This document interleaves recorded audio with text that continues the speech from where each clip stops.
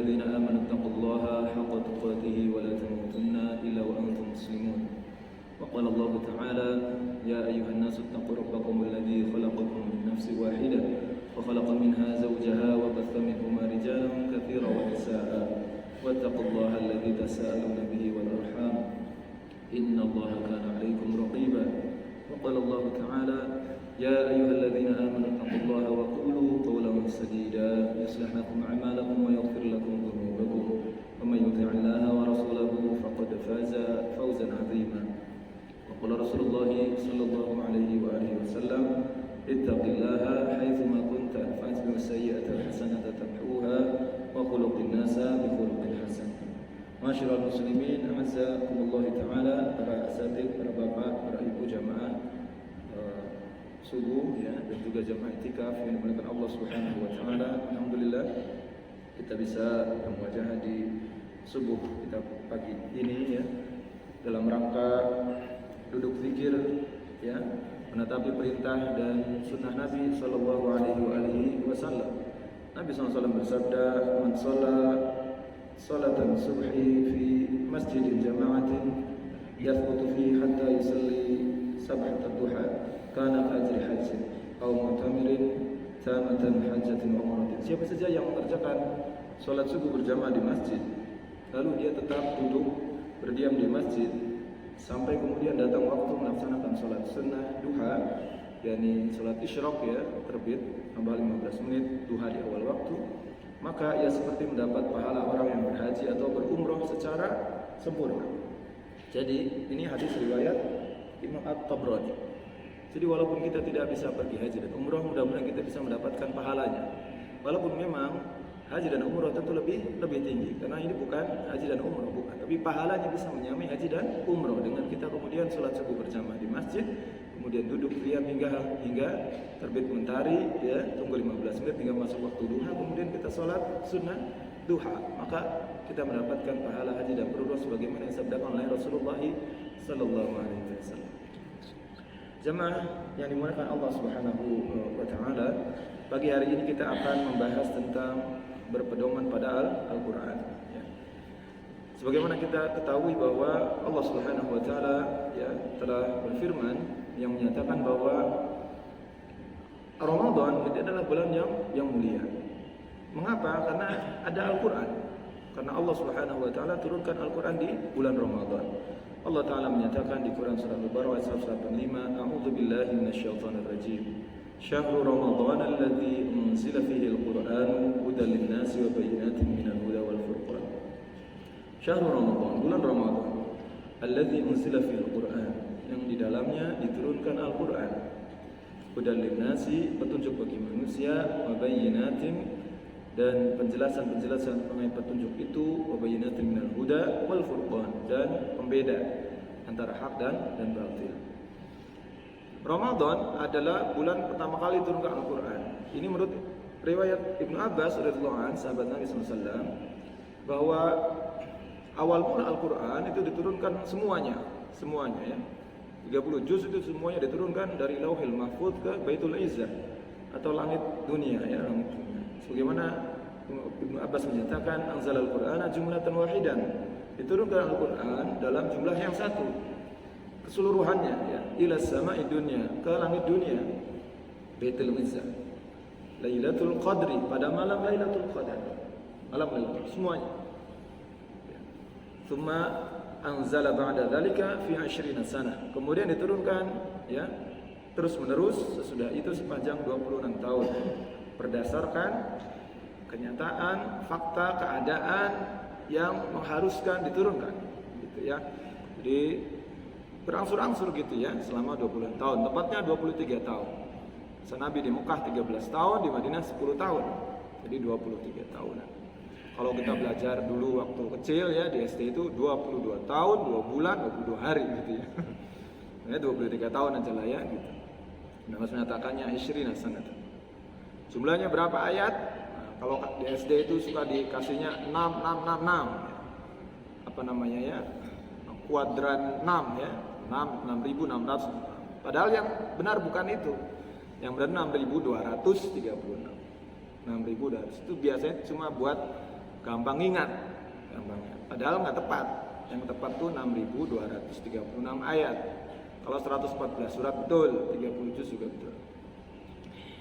Nah, jadi berdasarkan keadaan atau memang yang mengharuskan diturunkan ayat tersebut. 5 ayat pertama diturunkan di Gua Hiro. Itu sebelum Ramadan dan sebelum juga kewajiban puasa juga. Karena kita saum itu diperintahkannya bukan di Mekah, tapi di Madinah. Dan itu tahun kedua setelah hijrah, ya, setelah hijrah Nabi SAW. Jadi udah sekitar 15 tahun ya, Nabi SAW setelah Nabi SAW diangkat jadi Nabi dan Rasul. 5 ayat pertama itu di Gua Hiro waktu Nabi masih di Mekah dan diangkat sebagai penunjukan pertama kali pengangkatan Muhammad SAW sebagai Nabi dan Rasulullah.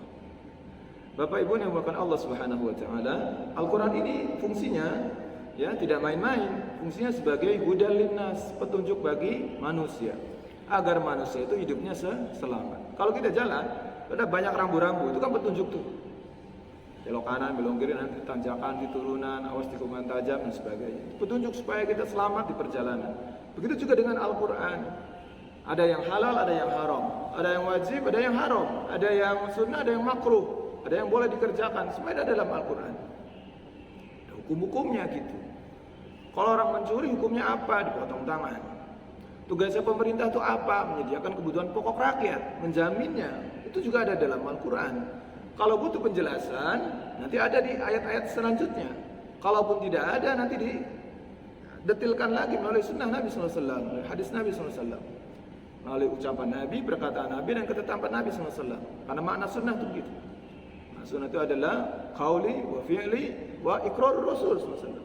Perkataan, perbuatan, dan ketetapan Nabi, ketetapan Rasul SAW. Sini dikatakan oleh Allah Ta'ala, oleh firman Allah Ta'ala, wa bayyinatin minal huda wal furqan. Juga penjelasan tentang petunjuk itu. Artinya apa? Isinya adalah hudud Allah. Hudud itu batas-batas ketentuan yang Allah SWT telah tetapkan. Kefarduan-kefarduannya, halal dan haramnya, semua dijelaskan. Misalnya, kalau dalam Al-Quran sebutkan misalnya, ya ayyuhalladzina amanu kutiba alaikumusyamu kama kutiba alal ladzina min qablikum la'allakum tattaqun. Wajib kalian berpuasa. Dijelaskan lagi tuh. Ada ayat setelah itu yang 4 ayat sudahnya. Tsumma atimus siyama ilal lail wa la tubashiruhunna wa antum aakifuna fil masajid. Tilka hududullahi dan seterusnya ya. Jadi sempurnakan puasa itu hingga malam. Dalam mulai terbit fajar hingga malam. Fajar itu adalah terangnya ya benang merah dan benang putih. Nah, gitu ya. Kalau dulu kan mungkin belum ada ujuk waktu nih, matahari nggak gelap, jadi bawa benang aja. Bawa benang, merah putih, hitam putih ya, hitam putih. Kalau waktu sahur itu masih remang-remang gitu. Yang putih sama hitam nggak kelihatan. Tapi kalau fajar kelihatan. Itu berarti menunjukkan waktu subuh. Waktu subuh itu waktu kita mulai imsak, waktu mulai berhenti makan minum, dan saatnya kita sahur. Itu al-bayinat gitu, ada penjelasannya. Penjelasan tadi tentang ketentuan atau perintah Allah SWT. Begitupun juga nanti dengan larangan Allah Ta'ala. Misalnya ada laki dan perempuan yang belum menikah nih, ghairu muhsan. Silakan oleh Allah SWT, mereka melakukan zina, hukumannya adalah dicambuk. Ya, az-zaniyatu waz-zani fajlidu kulla wahidin minhuma mi'ata jaldah. Zina laki-laki dan perempuan, cambuklah keduanya 100 kali cambukan. Itu juga ada penjelasan gitu, berapa banyak cambukannya. Nggak boleh kurang, nggak boleh lebih. Ketentuan Allah hududnya tuh begitu. Kalau hudud itu tidak ada pemaafan manusia nggak ada. Misal, ini ada orang tua punya anak gadis, orang tua punya anak laki, ya. Kemudian mereka berzina tuh, pacaran zina. Kemudian kata bapak yang perempuannya, ya udah nggak apa-apa, dimaafin deh gitu. Sengaja kan hilap. Nggak bisa. Kalau hudud nggak ada pemaafan, ya, karena itu hudud Allah Ta'ala. Harus dicambuk, ya, 100 kali cambukan. Agar apa? Agar dosa mereka dihapus. Agar siksa Allah Ta'ala di akhirat nggak dapat, ya, karena sudah dihukum di dunia. Karena hukuman Allah Ta'ala, sanksi atau ukubat, yang ukubatnya ukubat Islam. Sanksinya itu sanksi, ukubat itu artinya sanksi. Sanksi dalam Islam fungsinya adalah jawabir, penghapus dosa. Nanti di akhirat dia nggak dicambuk, nggak diazab lebih berat. Karena azab akhirat tentu lebih berat. Dalam sebuah riwayat disebutkan, azab neraka itu yang paling ringan adalah orang diberi trompa, sendal, alas kaki dari api neraka, otaknya mendidih, itu paling ringan. Allahu Akbar, bayangkan kita otak mendidih, nggak terbayang. Allahu Akbar. Ngeri gitu kali gitu ya. Kalau anak muda zaman sekarang bilangnya ngeri. Otak mendidih. Nauzubillah, naudzubillah. Apalagi kalau kemudian itu siksa teringan. Dan zina itu bukan dosa kecil, tapi dosa besar. Ismun kabirun, bagian daripada dosa-dosa besar. Makanya hukumannya juga hudud. Tapi kalau dia sudah dicambuk di dunia dengan hukum Islam, maka dia bebas nanti. Alhamdulillah. Ya. Itu karena sifat sanksi itu jawazir. Pun juga sifat sanksi dalam Islam itu yang kedua adalah jawazir. Mencegah orang melakukan tindakan kriminalitas. Karena zina itu kriminalitas. Pelakunya disebut kriminal. Ya, kalau laki perempuan belum menikah, pacaran, zina, kriminal dia sebenarnya. Ya, narapidana kira-kira gitu ya. Apalagi udah pernah menikah, baru muhson atau al-muhson, hukumannya lebih berat lagi, dirajam kepada orang, artis sampai sekarang masih hidup, sebenarnya mayat hidup, harusnya meninggal dia. Ya. Artis berzina, udah nikah, udah kawin, malah di sidang ya, hukumnya paling penjara doang, sebenarnya bebas. Sebenarnya dia masih punya tanggungan dosa. Ya, tanggungan dosa. Hukuman di dunia begitu. Wallahu alam. Ya, kalaupun nanti Allah Ta'ala ampuni ya, alhamdulillah bagi dia nanti di akhirat. Tapi Allah Ta'ala kasihkan namanya hudud di dunia. Agar diampuni dosa, kau harus laksanakan hudud dulu gitu ya. Baru nanti diampuni dosanya demikian. Sebagaimana contoh misalnya ada datang seorang lelaki namanya Maiz al-Islam. Datang kepada Nabi SAW, ya Rasulullah, ya tohiruni, sucikan aku. Apa yang kau lakukan? Aku telah berzina. Kamu gila kali. Enggak ya Rasul, saya sehat waras. Kamu betul lakukan seperti misalnya timbangan masuk ke ember masuk ke sumur. Betul seperti pena masuk tinta gitu ya. Seperti itu. Apa iya? Dia 3 kali itu melakukan syahadat, melakukan persaksian bahwa dirinya telah melakukan zina, bahkan 4 kali ya. 4 kali dia gitu. Benar ya Rasul. Kemudian akhirnya dia dirajam. Hingga meninggal. Ya, dalam surah disebutkan dia telah berenang-renang di sungai surga karena diampuni dosanya Allah Subhanahu wa taala. Akibat hukuman zina yang dia dapatkan, hukuman rajam yang dia rasakan gitu ya. Karena dia niat untuk menghapus dosa. Nah, itu tuh tentang ketentuan rajam, ketentuan hudud ya. Ketentuan perkara halal dan haram dan sebagainya itu ada dalam Al-Qur'an. Kalaupun misalnya belum tersirat di situ, ya belum tersurat di situ, akan dijelaskan lagi oleh Nabi SAW melalui sunnah beliau, melalui hadis beliau. Ya. Yang ketiga, al-furqan. Fungsi Al-Quran adalah wal-furqan, pemisah antara hak dan batil. Artinya, kalau orang mengimani Al-Quran, ya, kemudian mau tunduk patuh mengerjakan apa yang diperintahkan dalam Al-Quran, maka dalam posisi kebenaran. Orang-orang ini sebetulnya orang yang siddiqin, orang-orang yang benar, jujur, mengakui benar Al-Quran. Dan dia orang-orang beriman. Kalau dia tidak mau mengikuti aturan Al-Quran, kufur terhadap Al-Quran, maka dia orang-orang kafir. Batil, kelompok kebatilan. Ya, wal furqan begitu membedakan antara yang benar dan batil.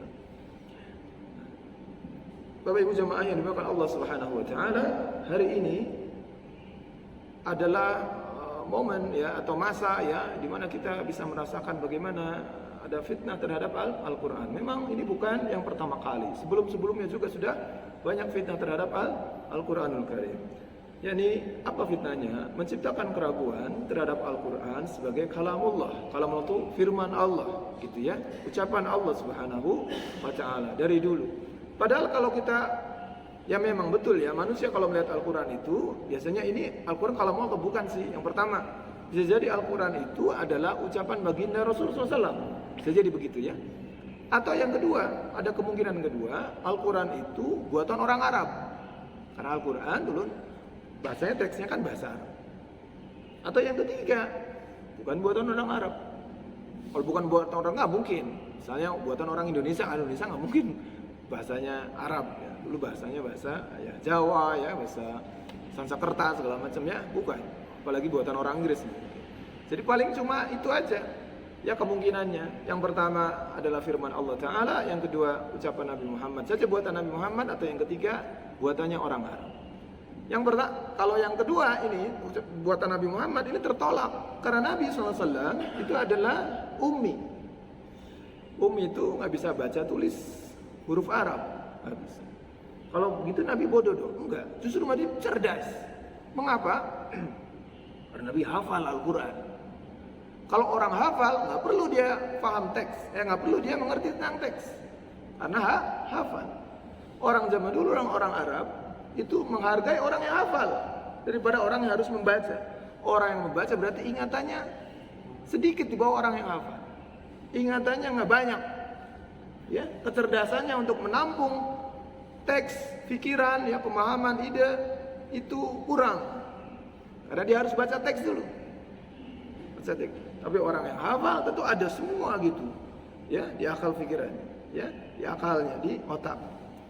Nabi SAW justru manusia yang cerdas, hafal, dan bahkan ya nggak perlu lihat teks, nggak perlu lihat teks. Dan itu juga membuktikan untuk membantah ya keraguan-raguan orang Arab bahwa Nabi Muhammad yang membuat Al-Quran. Padahal Nabi Muhammad tidak bisa baca dan tulis. Dan ini diakui oleh orang Arab, diakui oleh kaum Quraisy saat itu. Sehingga ini bukan buatan Muhammad. Gitu. Yang kedua, kalau orang zaman sekarang menganggap, oh itu bisa jadi buatan orang Arab, karena kan tulisannya bahasa Arab. Tapi ini kemudian dibantah oleh Al-Quran sendiri. Pada saat itu pun tidak ada yang mampu.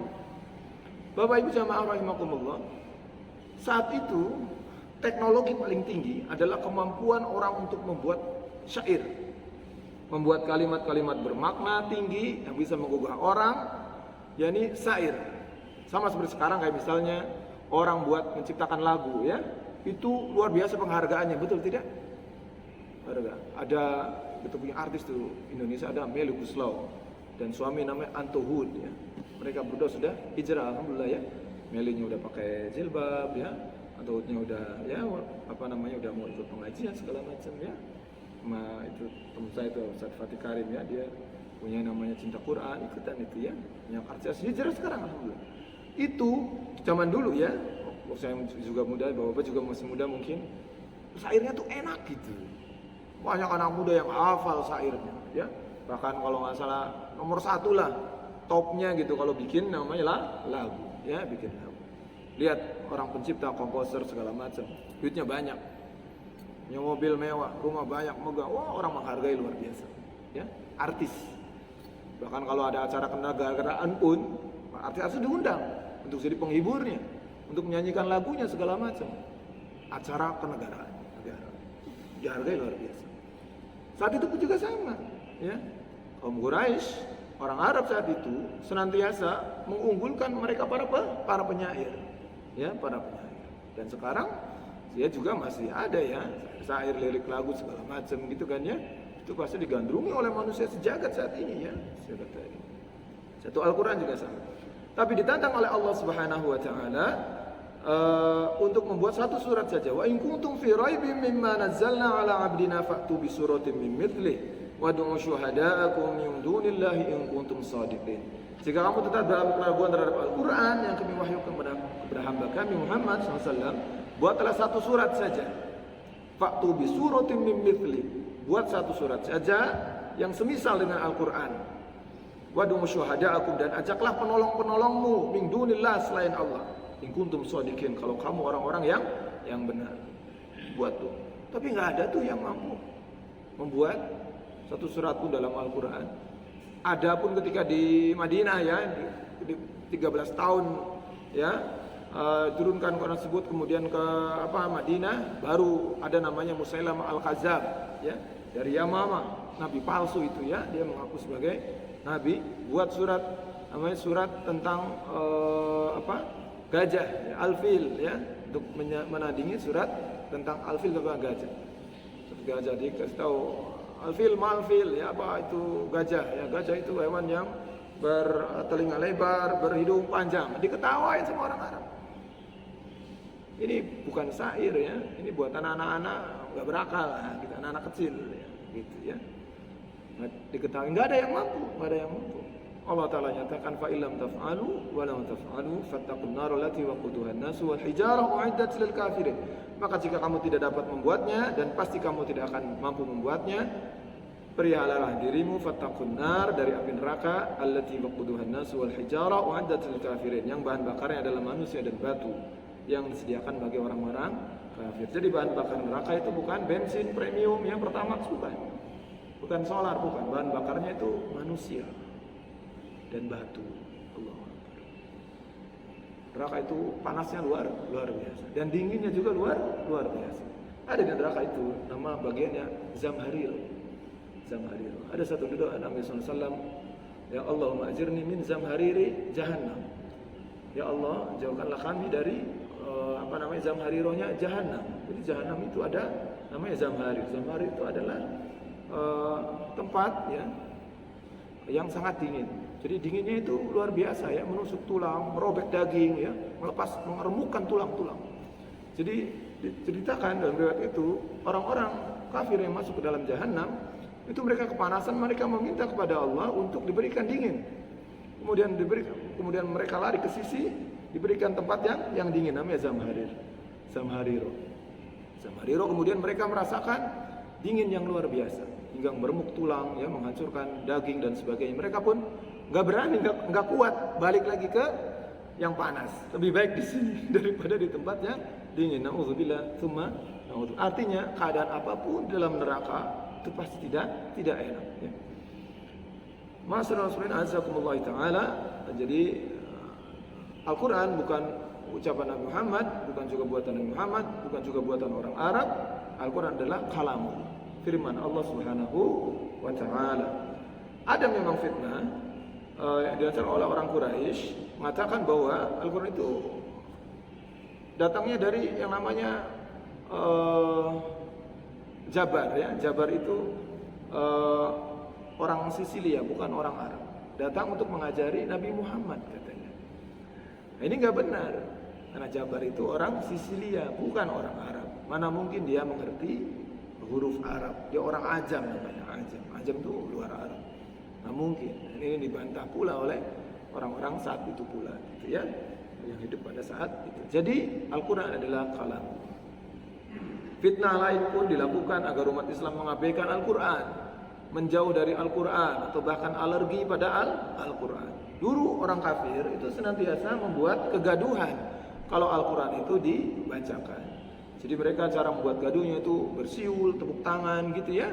Dia bikin keramaian ketika Nabi dakwah atau membacakan Al-Quran gitu ya, di tengah-tengah orang-orang kafir Quraisy begitu, supaya orang nggak mendengarkan, supaya orang tidak memperhatikan. Allah Ta'ala nyatakan, wa qala alladhina kafaru la tasma'u li hadzal qur'ani walghaw fihi la'allakum taghlibun. Orang-orang kafir berkata, janganlah kalian mendengar Al-Quran dan buatlah hidup pikir terhadap Al-Quran itu agar kalian menang, katanya begitu ya.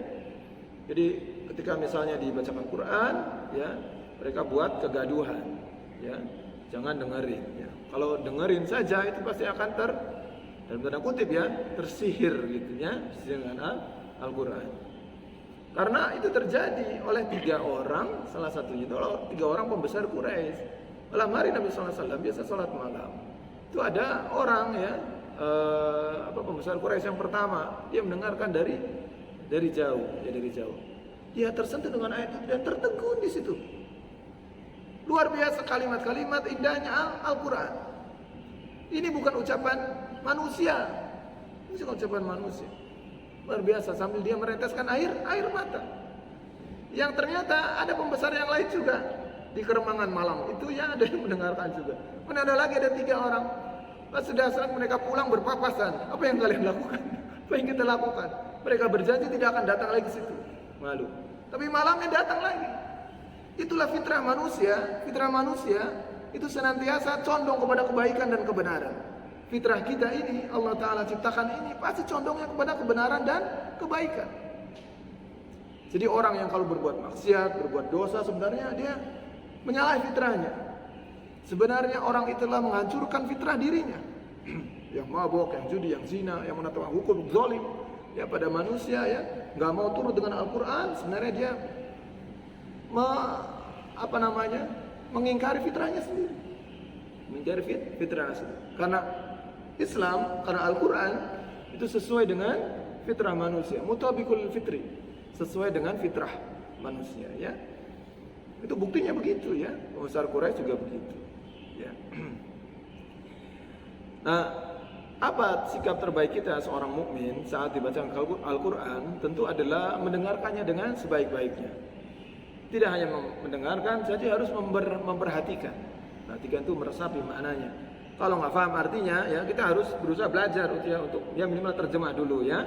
Terjemah dulu baru kemudian tafsir ya, terjemah. Kalau tafsir itu kan penjelasan detail ya dari makna dan kandungannya ya.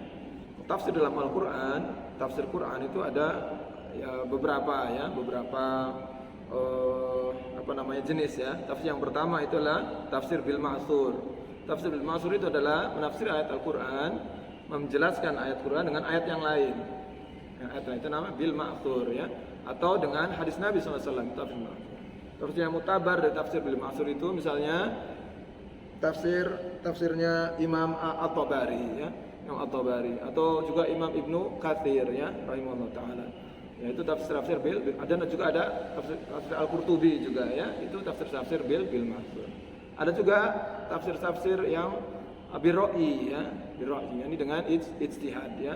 Itu taraf yang kedua. Misalnya tafsir Jalalain ya, atau tafsir yang lainnya. Nah, itu tipikal atau jenis-jenis tafsir. Nah, kita perlu mempelajari tentang tafsir tersebut.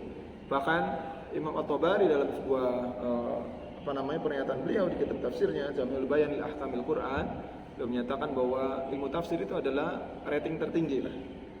Ya, kemudian nanti setelah itu adalah fikih dan sebagainya ya. Karena berusaha untuk mengetahui tentang makna kandungan yang sesungguhnya dari Al-Qur'an. Pada masa sahabat atau pada masa hidup Nabi SAW tentu tidak ada tafsir. Karena sahabat langsung menanyakan kepada Nabi SAW, apa makna ayat ini, apa kandungan ayat ini, surat ini dan sebagainya. Ada Nabi SAW langsung. Jadi tidak ada perlu tafsir. Tapi setelah Nabi wafat ya, kemudian para sahabat itu ada yang menafsirkan, mengingat perkataan Nabi dahulu ya, sabda Nabi SAW dahulu saat sahabat hidup bersama Nabi SAW dan sebagainya. Maka ada para mufassir di kalangan para sahabat seperti Ibnu Abbas ya, kemudian juga Ali bin Abi Thalib dan sebagainya. Dari kalangan yang perempuan, ummahat, itu kita kenal adalah Ummahatul Mukminin Aisyah radhiyallahu anha. Beliau adalah seorang mufassir. Nah, saat dibaca Al-Quran kita wajib untuk mendengarkan dan memperhatikan dengan tenang. Tujuannya apa? Agar kita dapat rahmat, dapat pahala, dapat rahmat. Bahkan dalam sebuah hadis disebutkan orang yang mendengar Al-Quran bisa mendapat pahala seperti orang yang membacanya. Bayangkan seorang hafidz itu pahalanya kan besar, karena mereka ini menjaga Al-Quran dalam benak, akal dan pikirannya.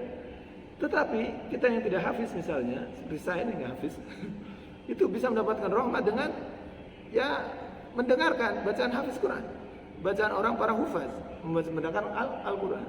Orang itu membaca, kita mendengarkan aja, ya itu bisa mendapatkan pahala yang seimbang. Itu dalam sebuah hadis ya. Tapi ya tentu para penghafal, para pembaca Al-Quran ya, tentu pahala mereka bisa lebih baik. Allah Ta'ala nyatakan wa idza quri'al Qur'anu fastami'u lahu wa ansitu la'allakum turhamun. Dan apabila dibacakan Al-Quran, maka dengarkan baik-baik dan perhatikan dengan tenang agar kamu mendapat rahmat ya. Nah, jamaah yang dimuliakan Allah SWT ya, yang dilakukan oleh orang-orang kafir pada masa Rasulullah SAW ya, tindakan semacam itu tidak berhenti, tapi terus terjadi hingga hari ini. Dan sampai ada yang menciptakan stigma. Stigma itu label negatif ya, cap negatif yang dijatuhkan pada orang-orang yang mempelajari Al-Quran, membaca dan mengamalkan serta mengemban Al-Quran, mendakwahkan Quran. Bahkan dulu ada seorang pejabat yang mengatakan, hati-hati itu dengan penghafal Quran. Dia menguasai bahasa Arab, penampilannya bagus, good looking, tetapi ngajarin radikalisme. Orangnya ganteng ya, imut cute ya, imut cute, hafal Quran ya, good looking lah, ngajarin anak-anak baca Quran dan sebagainya ya, paham dan pandai bahasa Arab. Hati-hati tuh sama orang kayak gitu tuh biasanya radikal. Naudzubillah, tsumma naudzubillah. Luar biasa ya, ucapan ininya ya, ucapannya luar biasa ya, luar biasa jelek maksudnya. Bisa jelek. Naudzubillah, tsumma naudzubillah. Padahal justru mereka lah ya yang menyebarkan rahmat ya pelanjut risalah Nabi sallallahu alaihi wasallam. Orang yang berdakwah itu adalah pelanjut aktivitas utama baginda Nabi sallallahu alaihi wasallam. Bapak Ibu dan Allah taala, tugas utama, aktivitas utama, profesi utama para nabi dan rasul apa? Dakwah. Itu posisi paling tinggi, itu dakwah. Karena itu adalah misi utama, tugas utama, profesi utama para nabi dan rasul, dakwah. Maka orang yang melakukan aktivitas dan profesi utama Nabi, yakni dakwah, itu orang utama. Nabi SAW bahkan menyebutkan ya, al ulama warasatul anbiya. Para ulama adalah pewaris para nabi. Mengapa? Karena mereka berdakwah. Mereka menyebarkan risalah Islam, mereka menyebarkan Al-Qur'an, mereka mendakwakan Quran. Jadi sangat ucapan zalim ya. Ucapan yang mohon maaf ya, kurang ajar gitu ya, kurang ajar bagi para pendakwah, orang yang hafid Quran ya, pengajar Quran dan sebagainya ya, para ulama disebut sebagai orang yang mengajarkan radikalisme ya. Bahkan hari ini ya, ayat-ayat tentang jihad ya, perang dalam Islam itu dianjurkan untuk jangan diajarkan kepada murid-murid sekolah ya. Jangan diajarkan, karena itu bisa memunculkan tindakan radikalisme, ya, bom bunuh diri, ngebom gereja dan sebagainya. Mereka orang begitu, ya. Padahal belum tentu yang membom gereja dan sebagainya itu orang-orang Islam tadi, ya. Bisa jadi yang terjadi adalah fabricated terrorism. Bahasa kerennya namanya fabricated. Apa fabricated? Di pabrik dibuat, ya. Teroris itu dibuat. Bukan muncul dengan sendirinya radikalisme, tapi dibuat. Bisa jadi orang yang kemudian dititipin paket, kemudian diledakin dari jauh di remote. Itu hal yang biasa, meremot itu ya, remote bom segala macam. Dan kalau kita lihat jujur, bom-bom itu tidak langsung ke gerejanya gitu. Tapi apa? Parkirannya doang. Halaman parkir motor, mobil, bahkan belum nyampe baru pintu gerbang parkir baru udah meledak. Jadi sebenarnya bukan membom gereja, membom parkiran gereja. Yang terjadi begitu. Kalau mau ngebom, bom langsung yang gede dong gitu ya. Bisa. Tapi kan ini karena buatan ya. Mungkin kita nggak percaya, wallahu alam. Ya, yang terjadi demikian. Karena yang terjadi demikian. Ya. Masyarakat sudah paham lah, sudah mengerti bagaimana. Dulu tanya kayak gini, apa sebenarnya cuma habisin anggaran dan sebagainya ya. Naudzubillah tsumma naudzubillah ya. Bahkan yang terjadi hari ini misalnya ada seruannya untuk melakukan tafsir ulang. Penafsirannya itu harus lebih moderat, lebih toleran, ya, yang soft, jangan yang hard, jangan yang keras, jangan yang kasar. Jihad itu nggak boleh, potong tangan, rajam dan sebagainya nggak usah ada. Yang ada adalah rahmat, mengasihi, kasih sayang. Kalau perlu hadir di Natal bersama, mengucapkan selamat Natal, hadir di gereja, ya, ikut perayaan misa atau enggak. Ya, dan sebagainya kayak gitu. Bahwa itu adalah aktivitas kekufuran. Bapak Ibu dari Allah SWT, orang-orang kafir itu ada namanya mereka buat, ya, ada kelompoknya namanya Islam liberal. Islam liberal itu mengajarkan metode tafsirnya, tafsir hermeneutika. Bapak Ibu namanya hermeneutika. Hermeneutika ini dari bahasa Yunani, Hermes, ya. Hermes itu menurut mitologi Yunani. Mitologi itu artinya mitos itu cerita hayalan, cerita imajinatif. Namanya Hermes atau Merkurius ya, Merkurius nama planet ya. Hermes itu adalah utusannya para dewa, dia dewa utusan dewa yang menjelaskan ucapan-ucapan dewa. Makanya disebut dengan penafsir ucapan dewa gitu ya, namanya Hermes, hermeneutika.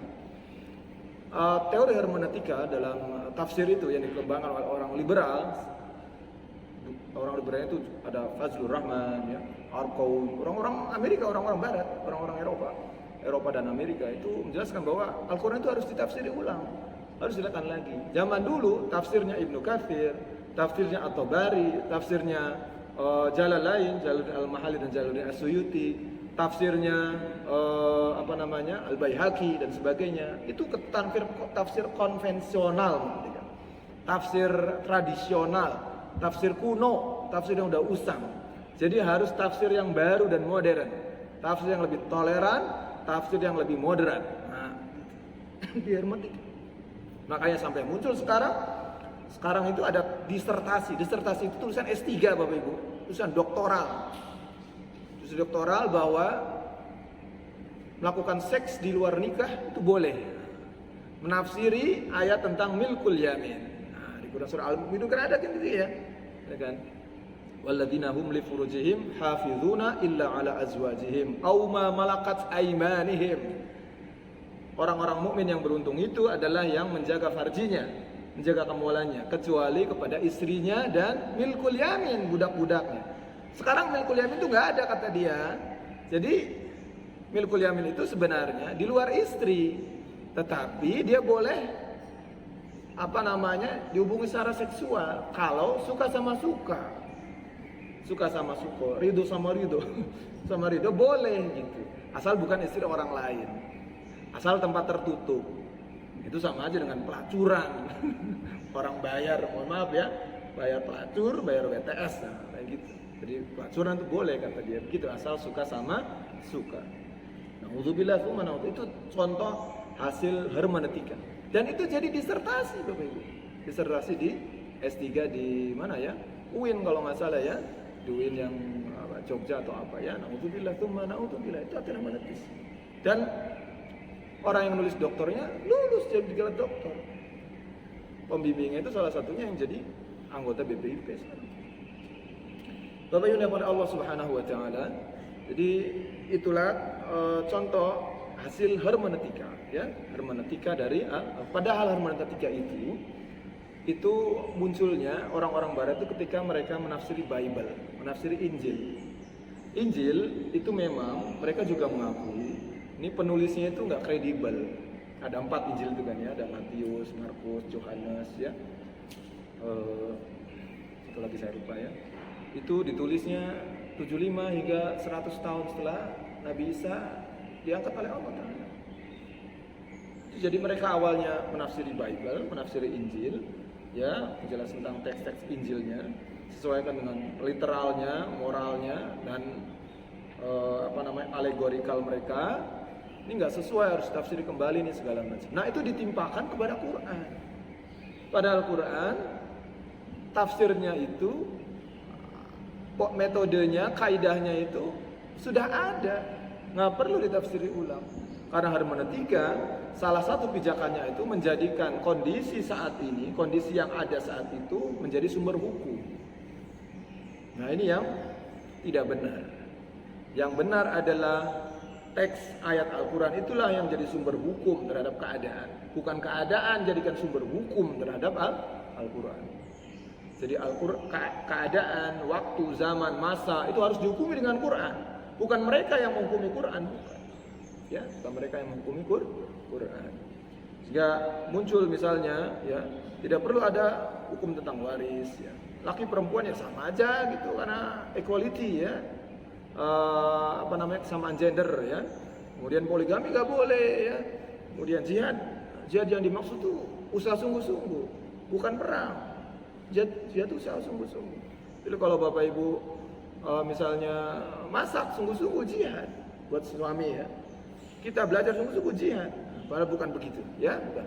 Secara bahasa mungkin iya, tapi makna syar'inya jihad itu berperang di jalan Allah Ta'ala, bunuh-membunuh di medan perang gitu ya. Kaum muslimin Palestina melawan Yahudi ya, karena negeri yang dijajah Yahudi, kemudian berperang ya, itu jihad. Kaum muslimin di Syria dizalimi, kemudian mereka melakukan jihad difa'i, jihad membela diri, itu jihad. Kaum muslimin Rohingya misalnya ya, diusir dari kampung halamannya, rumahnya dibakar ya, keluarganya dihabisi ya. Kemudian mereka melawan, itu jihad. Ya. Nah, kalau ada orang bom gereja menyakiti orang kafir itu bukan jihad. Itu bohongan ya, buatan ya. Iya, betul Pak. Bohong. Potong tangan nggak perlu ada katanya, penjara aja. Nah ini juga ucapan ngawur. Potongan tetap berlaku. Tapi memang harus memperlakukannya adalah negara ya. Bukan kita, bukan individu, orang per orang, bukan keluarga, bukan juga kelompok organisasi, bukan harokah, bukan jamaah, bukan. Tapi harus negara memang. Kalau negaranya belum ada bagaimana? Ya dirikan negaranya. Berusaha untuk kita dirikan negara namanya khilafah ya. Negara ini namanya khilafah Islam. Jadi kalau ada seruan orang mengatakan kita harus menegakkan khilafah, itu seruan bagus, seruan benar. Jangan ditolak. Jangan dilabeli mereka ini orang radikal atau orang sesat sebagainya, enggak. Itu orang benar ya. Kisos juga ya, jilbab ya, riba ya. Kita tahu kemarin di Padang itu ada jilbab ya, ada kalau nggak salah itu ada 40 orang non muslim perempuan ya, 39-nya itu pakai kerudung, dia kerudung doang. Satu orang aja yang dia nggak mau pakai, orang tuanya viralin jadi rame. Ya, padahal yang mayoritasnya itu yang non muslimnya juga dia nggak apa-apa pakai kerudung karena biar sama kayak yang lain gitu ya. Mereka juga orang-orang kafir yang non muslim juga kalau pakai kerudung mau aja ya, sebenarnya nggak masalah ya. Dalam hal pemerintahan, politik dalam dan luar negeri ya, Bapak Ibu Allah Subhanahu Wa Taala, tadi ini sudah ya hermeneutika ya. Kita lanjut aja ya. Sampai yang terakhir mereka mengatakan tidak perlu ada formalisasi dan pelembagaan hukum-hukum Al-Quran. Karena yang penting itu esensinya, substansinya, yang penting itu dalemannya. Kulit itu nggak perlu. Jadi sampai mereka mengatakan orang perempuan itu sebenarnya nggak perlu pakai jilbab, nggak perlu pakai kerudung, yang penting sopan. Yang penting sopan. Sopan. Jadi kalau pakai kemben doang, sopan, udah cukup, selesai. Nauzubillah ya. Jilbab itu Bapak Ibu bukan budaya Arab, bukan. Dia budaya Islam. Karena orang Arab sebelumnya itu nggak pakai jilbab. Rambutnya terurai ya, lehernya kelihatan ya. Kemudian pakai kainnya itu di atas mata kaki, di sini ada gelang kakinya, selalu kerincingan gitu ya, ada hiasan-hiasan. Jilbab itu budaya Islam, bukan budaya Arab juga. Karena Arab jahiliyah juga membuka aurat. Semenjak turun perintah berjilbab, ya ayuhan nabiyyu qul li azwajika wa banatika wa nisa'il mu'minina yudnina 'alaihinna min jalabibihinna. Wahai Nabi, katakan pada istrimu, anak-anak perempuannya dan istri-istri kaum mukminin agar mereka mengurungkan jilbabnya seluruh mereka. Bapak Ibu, jamaah yang Allah Taala, jilbab itu pakaian wanita, pakaian luar. Ketika di luar rumahnya ya, sudah di kehidupan umum ya. Dari mulai leher hingga kaki paling bawah itu tertutup, nah jilbab tuh, baju kurung itu jilbab. Kalau atasnya namanya khumur, kerudung. Kerudung itu menutupi rambut ya, telinga ya, leher dan dada. Itu kerudung. Jadi kerudung yang benar sampai dada. Bukan di sini, bukan diikat. Kadang orang pakai kerudung di sini diikat aja. Dadanya kelihatan atau mungkin bukan ketutup juga tapi nonjol, nggak boleh juga. Pakai bajunya ketat lagi ya, nggak boleh. Dia belum berjilbab, belum berpakaian syar'i ya. Kalau mau pakaian syar'i, kerudungnya hingga ke dada dan longgar, kemudian jilbabnya juga lebar ya, nggak membentuk lekuk tubuh ya. Itu pakaian muslimah. Ketika mereka sudah balik udah haid ya, mereka harus mengenakan itu kalau di luar rumahnya. Dan kita ya kalau yang lelaki, kalau dalam rumah nggak boleh kelihatan dari pusar hingga lutut tuh nggak boleh, ya, nggak boleh kelihatan pusar ya. Jadi misalnya kelihatan paha kita ya, gitu ya. Itu yang raji begitu ya, yang roji, pendapat yang roji, para ulama itu paha itu juga termasuk aurat, ya, aurat. Jadi kalau main bola nih, jangan pakai celana pendek. Kalau celana pendek, lewatin lututnya, ya, gitu ya, lewatin lututnya. Dan nggak ketat juga. Laki-laki mentang-mentang ini ketat gitu, sama aja. Perempuan ketat nggak boleh, laki juga sama, nggak boleh juga. Nah, kemudian nanti setelah itu dilegalisasi sama negara. Nih pakaian warga negaraku ini begini. Nah, gitu. Itu hukum Al-Qur'annya begitu, ya. Jadi mereka sampai sampai menganjurkan untuk tidak ada formalisasi dan pelembagaan hukum Al-Qur'an. Jadi sifat itu hanya anjuran aja gitu ya. Kalau mau bayar zakat aja sendiri sesuai kesadaran. Ya salah juga. Yang benar itu, kalau negara yang benar melakukan hukum Quran, zakat itu dipungut. Khudz amwalihim shadaqatan tutahhiruhum. Ambillah zakat itu, ambil khudz itu ambil. Jadi negara datang ke rumah-rumah. Ya, ada petugas zakat. Zakat dia datang, dia dari Baitul Mal. Datang, kemudian menghitung berapa jumlah uang yang disimpan, berapa harta emas dan peraknya, ya, emas dan perak dan uang simpanannya berapa dihitung. Kemudian misalnya bulan Ramadan ini tarik zakat bebas sekian ya, 2,5% dari sekian dari zakat itu 20 dinar atau 200 dirham, 20 dinar emas atau 200 dirham perak ya, dirham perak. Mana yang tercapai lebih dahulu? Satu perak sekarang harganya 1 dirham itu 2,975 gram perak. Kalau 1 dirham itu kira-kira 75.000 lah, 95.000 kali 200 itu 15 juta. Nah, kalau Bapak Ibu punya uang simpenan 15 juta itu sudah wajib zakat mal. 2,5% keluarin. Saya Ramadan ini punya tabungan 20 juta. Ya, setelah Ramadan lalu misalnya 15 juta. Nah, dikeluarin 2,5% dari yang sekarang 20 juta. Ya, 1,5% dari 20 juta, paling 500.000 ya. Cukup keluarin buat zakat mal. Itu akan membersihkan harta kita ya, memberikan barokah dan bahkan menambah harta kita, apatah lagi menambah pahala kita. Zakat di bulan Ramadan ya, menunaikan kewajiban pahalanya 70 hingga 700 kali. Ya. Nah, itu datang tuh tugas zakatnya keliling gitu ya.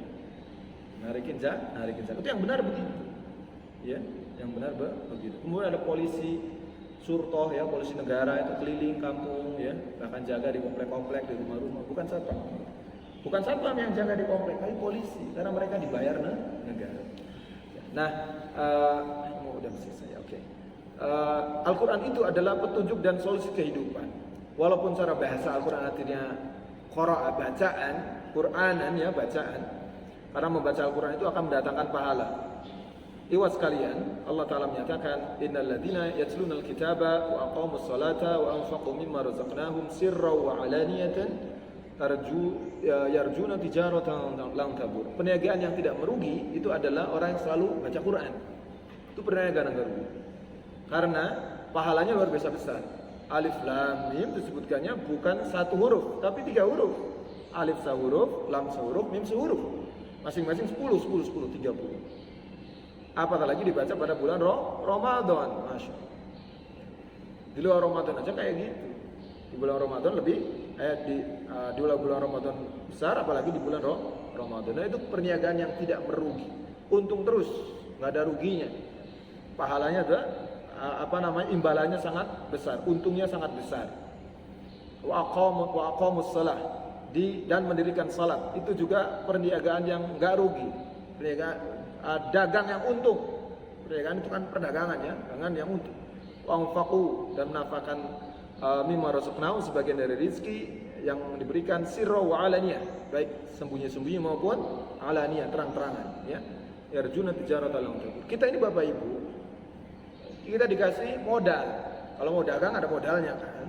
Modalnya itu berupa kehidupan, akal pikiran ya. Kita juga dikasih kesehatan, kasih kesempatan, kasih umur, itu modal-modal kita. Nah, modal kita ini harus kita kelola supaya jadi produk yang dijual sama Allah dan dibayar oleh Allah SWT dengan untung besar. Nah, produk kita sholat, baca Quran, berinfak, ya gitu ya. Termasuk tijaratan lang tabur ya. Ini hadis tentang pahalanya 10 kebaikan tadi ya. Siapa yang baca 1 huruf Quran maka baginya 1 kebaikan ya, dan 1 kebaikan dilipatkan menjadi 10 kebaikan yang sempurna. Falahu bihi hasanatun wa hasanatu bi asyri amsalihha. La aqulu alif lam mim harfun walakin alifun harfun wa lamun harfun wa mimun harfun. Alif itu 1 huruf, lam 1 huruf, dan mim 1 huruf ya. Itu alif lam mim doang ya.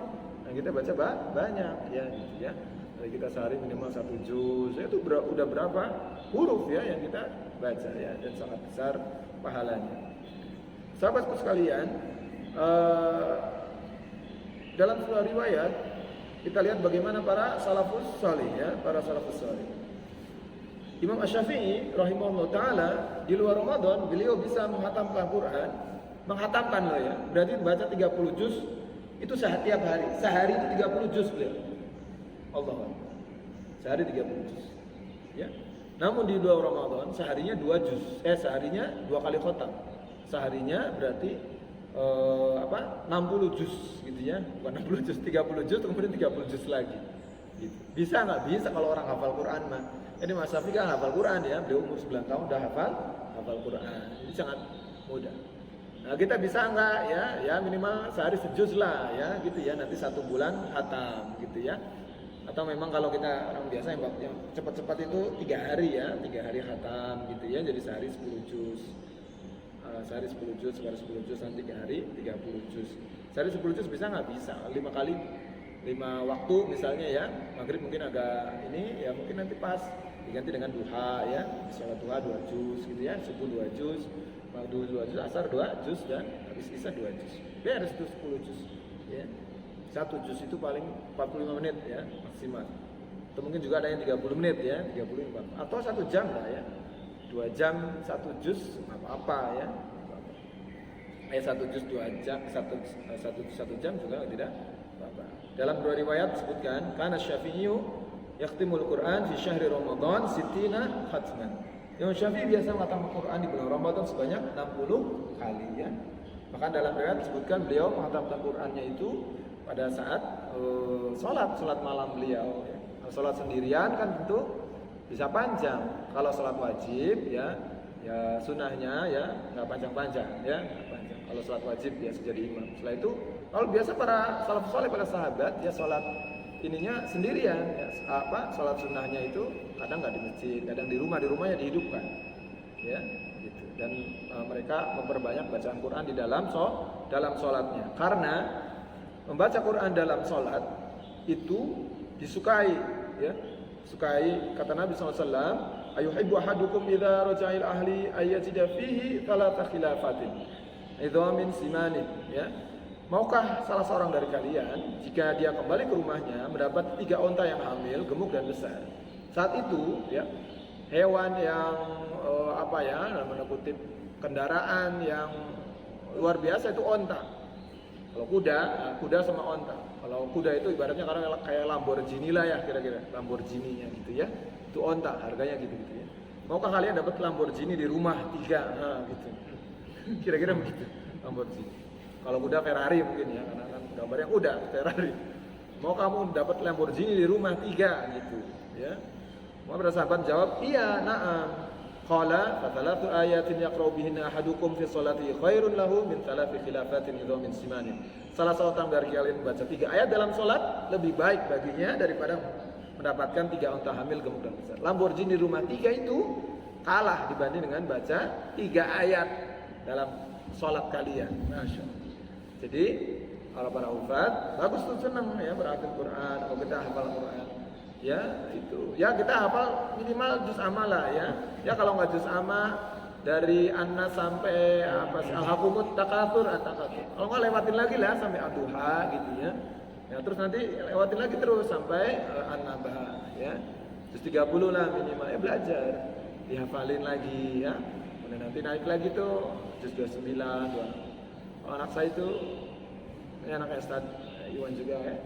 Belajar biasa 30, kemudian 29, 28, kemudian nanti 27, kemudian ke 1 ya, Al-Baqarah ya. Biasanya begitu kan, yang pendek-pendek dulu tuh, pendek-pendek, nanti kalau yang panjang ke Al-Baqarah. Ya, itu cara aja ya, cara uslub ya. Ada yang Al-Baqarah dulu ya, panjang. Ya, juz amma dulu lah, biasanya kan kita juz amma. Nanti di alam kubur ya, para penghuni kubur itu dalam surah mereka ini nyesal. Kenapa dulu di Al-Quran di dunia dulu saya tidak banyak baca Quran. Nyesalnya ketika udah di barzah, udah di alam kubur. Kenapa dulu waktu saya di dunia enggak mempelajari Quran. Kenapa saya dulu di dunia enggak kemudian berusaha menghafal Al-Quran? Kalau udah masuk kubur kita nyesal ya. Dan banyak begitu ya, banyak begitu. Udah nyesal sudah datang waktu sudah tidak bisa beramal. Sudah tidak datang beramal. Mudah-mudahan kita ini masih ada umur ya. Kita belajar Al-Quran, membaca, menghafalkan ya. Kemudian mempelajari dan mengamalkan ya. Al-Quran itu senantiasa menjadi penyemangat bagi para sahabat, para salafus salih ya, para salafus salih, dan ia menjadi pahala yang besar. Inna hadzal Qur'ana yahdi lillati hiya aqwam wa yubashshirul mu'minina alladziina ya'maluna as-salihati anna lahum ajran kabira. Sungguh Al-Quran ini memberi petunjuk kepada jalan yang lebih lurus dan memberi kabar gembira pada kaum mukminin yang mengerjakan amal salih, bagi mereka ada pahala yang besar. Dan dia merupakan petunjuk dan rahmat ya bagi kaum muslimin. Allah Ta'ala nyatakan wa nazzalna 'alaikal kitaba tibyana likulli syai'in wa hudaw wa rahmatan wa busyra lil muslimin. Ya. Dia menjadi petunjuk, rahmat dan kabar gembira bagi orang-orang yang berserah diri, bagi kaum muslimin ya. Menurut Imam Al-Baghawi ya, Al-Quran itu berisi penjelasan tentang perintah larangan ya, halal dan haram, wudu dan hukum-hukumnya. Menurut Imam Ibnu Katsir dalam tafsirnya, Al-Quran juga meliputi segala pengetahuan. Soalnya teknologi itu ada dalam Al-Quran. Misalnya disebutkan ya dalam ayat itu ada Allah Ta'ala ciptakan lautan yang tidak bersatu. Ada laut nggak bersatu, tapi nyatu, tapi kelihatan tuh ada batasnya ya. Pernah divideokan viral ya videonya ya. Itu ternyata kadar garamnya beda. Keberbedaan kadar garam itu menyebabkan ada namanya batas ya, ada barrier. Dan ternyata itu baru diketahui hari-hari ini. Maksudnya zaman-zaman ini. Ternyata sudah ada itu 14 abad dulu, 1400 tahun dahulu. Sudah disebutkan oleh Allah Ta'ala dalam Al-Quran tentang itu. Dan banyak sekali fenomena kejadian yang terjadi di depan mata kita itu baru terungkap hari-hari. Padahal dahulunya sudah disebut oleh Allah Ta'ala dalam Al-Quran. Jadi pengetahuan apapun masa kini nggak masa mendatang. Kemudian di dalam Al-Quran juga ada hukum halal haram ya, perkara dunia, agama, kehidupan dan akhirat manusia ya. Dan sehingga demikian Al-Quran itu harus jadi problem solving. Apa problem solving? Solusi masalah kehidupan yang dihadapi manusia, baik masalah pribadi, keluarga, masyarakat maupun negara. Problem ekonomi, sosial, pendidikan, hukum, pemerintahan, politik maupun seluruh problem lain. Dan ini bukan hanya sekedar lip service, bukan hanya sekedar omongan, jargon, bukan sekedar kata-kata biasa, tapi benar-benar gitu.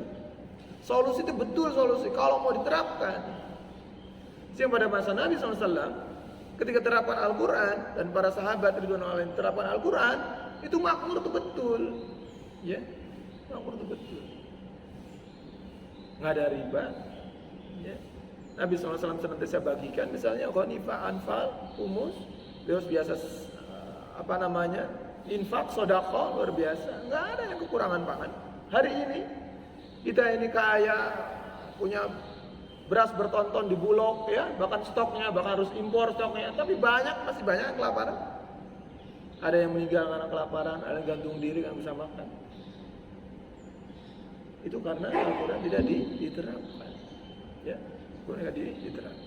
Dan negara itu selalu prinsipnya itu, kalau zaman Nabi bersahabat, pada masa Khulafaur Rasyidin dan Khulafaul seterusnya, itu negara itu pelayan rakyat. Nggak ada ceritanya tuh negara mau ngambil untung dari rakyat tuh nggak ada. Negara mau jual beli sama rakyat, nggak ada. Zaman dulu negara itu melayani. Siapa sih pelayan? Pelayan itu kan biasa suka anterin makanan, bersihin dapur, pelayan tuh. Nah, para penguasa kaum muslimin dahulu itu mereka melayani rakyat, meriayah, ro'in. Sebutkan dalam surat Nabi itu sebagai penggembala. Kalau orang mengembala kambing, apa iya? Bing, pijitin saya dong. Bing, mana duitnya nih? Saya kasih rumput. Ongkosnya mana? Enggak. Penggembala itu dia menjaga kambingnya, ngasih makan terbaik buat kambingnya supaya gendut-gendut, gemuk-gemuk, sehat, bebas dari terkaman serigala, enggak jatuh ke jurang. Itu tugas penggembala. Al-imamu ra'in wa huwa mas'ulun ar-ra'iyati. Begitu sabda Nabi SAW. Bagaimana Khalifah Umar bin Khattab, ya beliau hidup sederhana tapi rakyatnya sejahtera. Siapa itu Umar bin Abdul Aziz? Cucunya Umar bin Khattab. Itu pada masa kekuasaannya enggak ada yang mau menerima harta zakat karena saking mereka cukup. Zakat itu dibalikin lagi ke kas negara, ke Baitul Mal, karena rakyatnya pada kaya. Itu apa? Karena Al-Quran diterapkan. Karena Al-Quran diterapkan. Ini terjadi pada masa sahabat, Khulafa Ar-Rasyidin dan Khalifah setelahnya. Khalifah Bani Umayyah, Abbasiyah, ya, Khalifah Utsmaniyah. Kita tahu pada masa Sulaiman Al-Qanuni, Khilafah Utsmani, itu Khalifah mengirim bantuan pangan saat Amerika kelaparan di tahun 1525. Amerika kelaparan tuh, Amerika yang saat ini negara adidaya dulu pernah kelaparan dan dikirim gandum sama daging ke Amerika. Oleh siapa? Khilafah Islam, karena Khilafah mendapatkan Al-Quran. Dulu pernah Raja Prancis minta bantuan tuh ke Khilafah Utsmani saat kelaparan juga, ya, karena dia perang sama Spanyol. Habis perang, ya dibantu juga sama Khilafah, karena rajanya kan dibebaskan sama Khilafah Utsmani, dibebaskan. Dia minta bantuan ketika Raja Ferdinand itu ditangkap, dibantu, ya, dibebaskan. Kemudian dia kelaparan, dibantu sama Khilafah, mensejahterakan negara kafir sekalipun. Karena negara yang menerapkan Al-Quran itu akan menjadi rahmat bagi negara lain, ya. Terakhir, Bapak Ibu jamaah yang dirahmati Allah SWT, Al-Quran jangan sampai hanya cukup dibaca dan dihafal, tapi lebih dari itu Al-Quran harus direnungkan dan dikaji isinya, ya. Jadi tahap berikutnya, ini para sahabat para penghafal Quran, para salafus saleh juga para penghafal, dan sampai tabiut tabiin, ya, seterusnya itu yang namanya dari kecil belajar menghafal Quran itu sudah biasa, sehingga wajar kalau kemudian Imam Asy-Syafi'i rahimahullah taala hafal Quran umur 9 tahun. Bapak Ahmad juga sama, ya, sekitar 11 tahun. Para hufaz yang lain, ya. Ya sekarang juga kan terbukti sebenarnya ada Al-Quran itu mudah untuk dihafal sebenarnya, ya. Karena ada anak-anak kecil kita berhafiz zaman Musa, ya, umur berapa tuh, ya, 5 apa 6 tahun udah hafal, ya. Jadi kalau memang dididik, apalagi kemudian kalau kemudian jadi kurikulum negara, gitu. Negara kita ini, Indonesia tercinta, itu kurikulumnya awal pendidikan dasarnya itu hafal Quran misalnya. Wah, udah tuh hafal Quran semua. Karena anak-anak kita kan cerdas-cerdas. Itu karena nggak dijadikan kurikulum aja. Coba jadi kurikulum negara, hafal Quran, hafal. Ketika kemudian pondasinya kuat, mereka sejak kecil sudah hafal Quran, belajar berikutnya itu gampang, mudah, mempelajari apapun. Nggak perlu belajar sains teknologi. Kalau udah hafal Quran, belajar sains teknologi gampang. Karena sudah benar gitu. Pola pendidikannya udah sesuai dengan apa yang Allah SWT ajarkan melalui baginda Nabi SAW. Allah Ta'ala yang paling mampu, paling tahu tentang keadaan manusia itu Allah. Karena yang menciptakan itu Allah.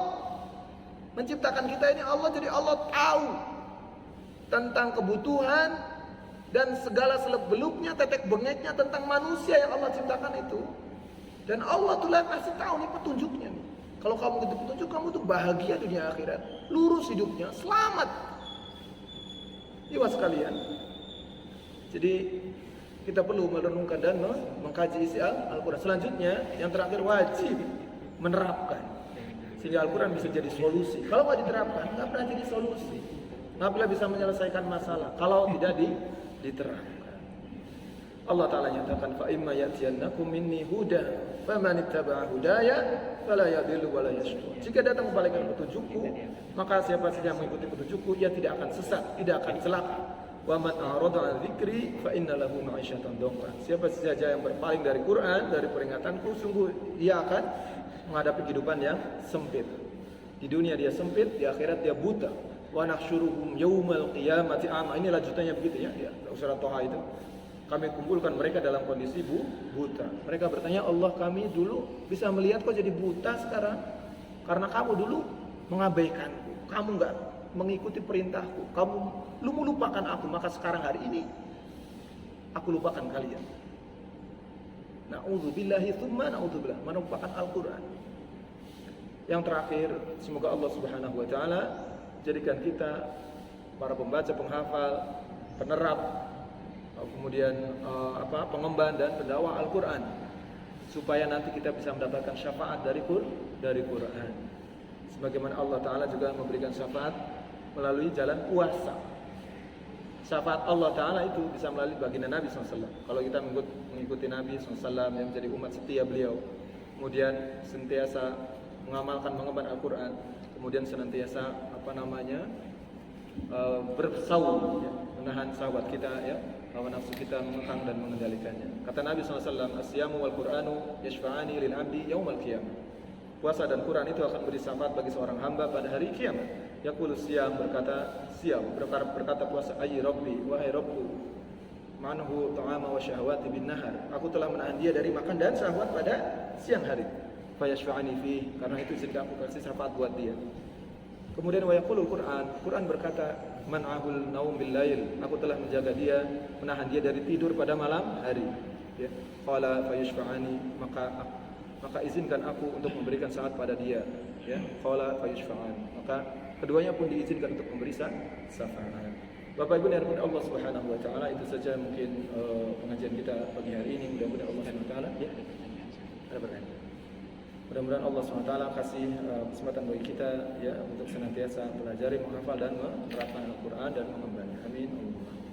Bapak Ibu, barangkali kalau ada yang ingin bertanya atau mendiskusikan sesuatu, silakan, tafadhol. Waalaikumsalam.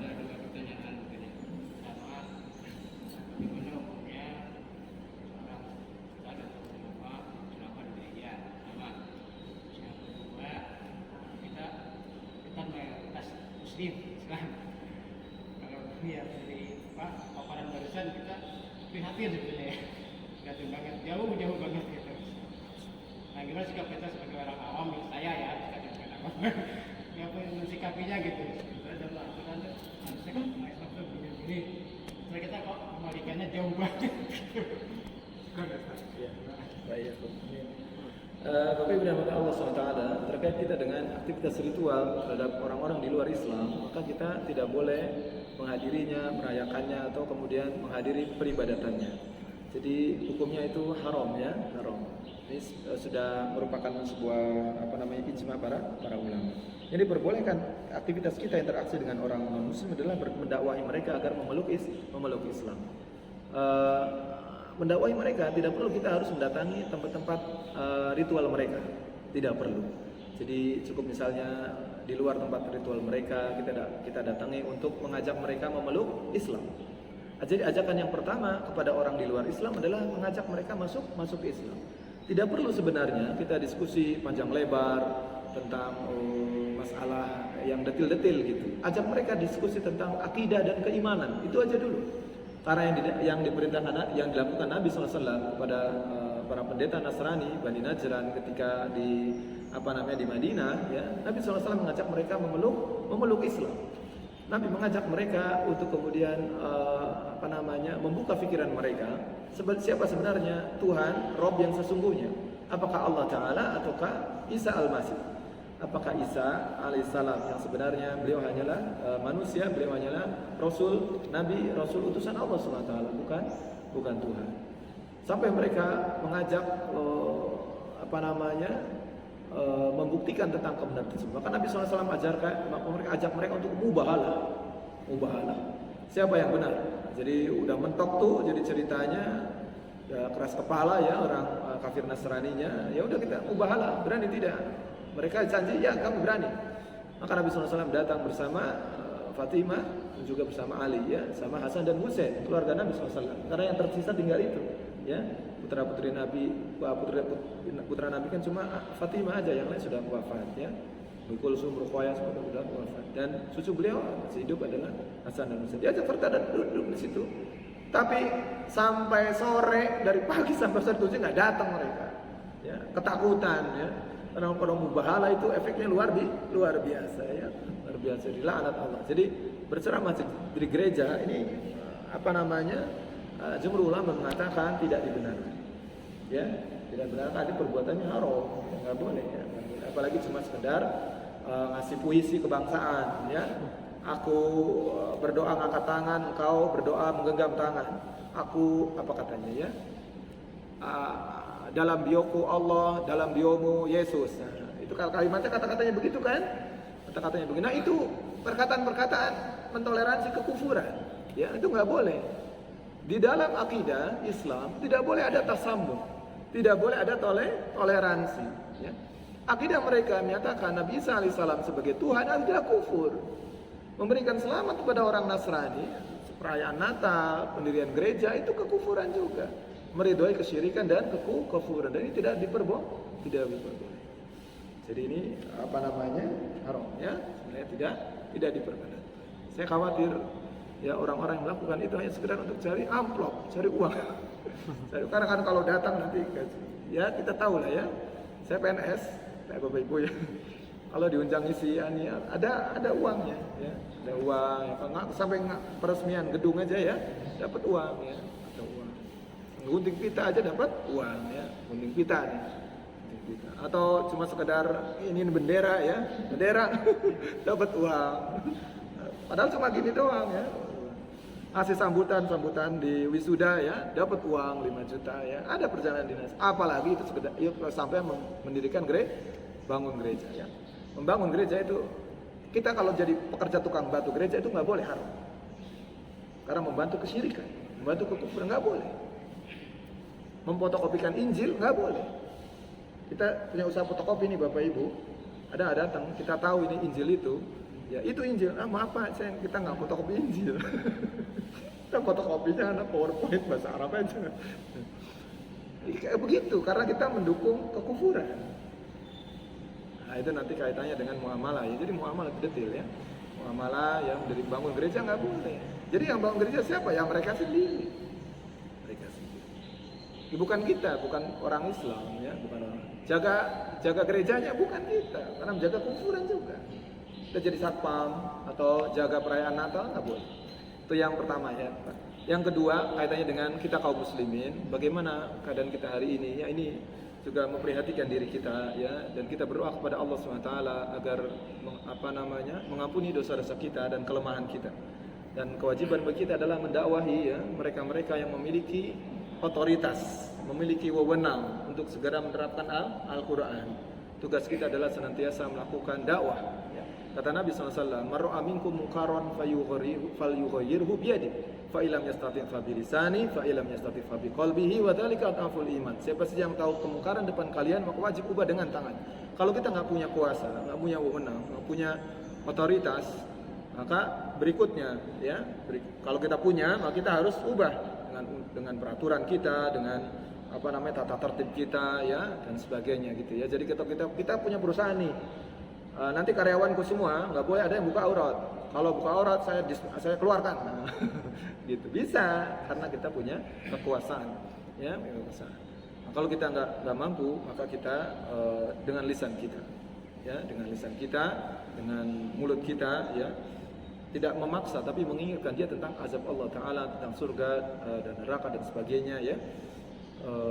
Itu yang dilakukan. Nah, yang terakhir dengan hati. Tapi ini adalah selemah iman. Tentu kita tidak mengambil opsi yang ketiga ini. Ya. Nah, walaupun nanti misalnya dengan paling yang ketiga, misalnya itu wajib mengingkari dalam hati, wajib. Hukumnya wajib. Kalau enggak, ya udah iman lepas. Nauzubillah. Ya, iman lepas. Misalnya kita ini kerja di perusahaan, kemudian setiap orang harus membuat Instagram selamat Natal. Buat Instagram selamat Natal karena kita karyawan di perusahaan yang pemiliknya orang kafir misalnya begitu, ya. Nah, kita kalau enggak dipecat. Gimana tuh, ya? Kalau enggak dipecat. Ya,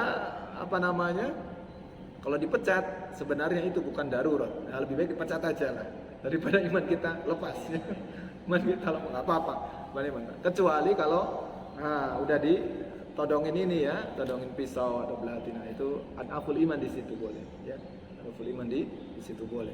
Sebagaimana yang dilakukan oleh misalnya sahabat Ammar, ya, Ammar bin Yasir radhiyallahu anhu ya, beliau dipaksa ya untuk mengucapkan kalimat-kalimat kekufuran. Akhirnya beliau mengatakan ya, kemudian beliau menangis di hadapan Nabi SAW. Nabi SAW mengatakan, bagaimana dengan hatimu ya Ammar? Hatiku tetap beriman pada Allah dan Rasulnya. Kata Nabi SAW, kalau kamu mendapati hal itu lakukanlah, nggak apa-apa, imanmu tetap selamat. Ya. Gitu mungkin Pak ya. Kita tutup kaji kita dengan hamdalah, istighfar dan doa kafaratul majelis. Mudah-mudahan Allah Subhanahu wa taala kasih kita pahala haji dan umroh karena diam kita hingga waktu isyraq tiba ya. Jadi sabar ya.